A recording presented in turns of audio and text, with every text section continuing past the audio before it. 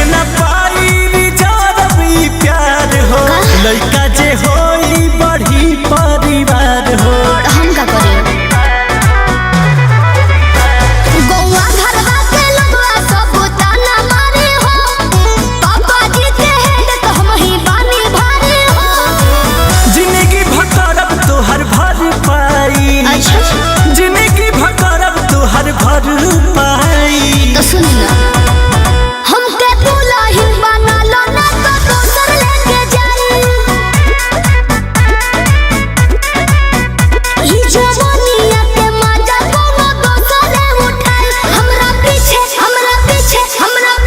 पड़ल बाड़े हमर जीजा जी के भाई। हमके दुल्हन बना लो ना तो दोसर लेके जाई।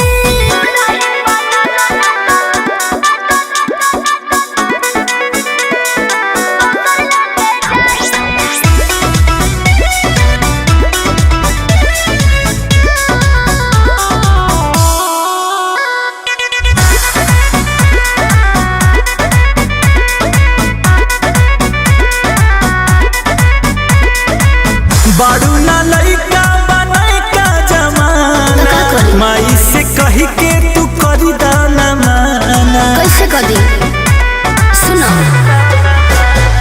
अतना दिन तोहरा संगे रहनी मजा से बात चलत बा शादी के बसवन कुछ राजा से। देखी हाथ मान जइहे बाबू माई देखी हाथ मान जइहे बाबू माई।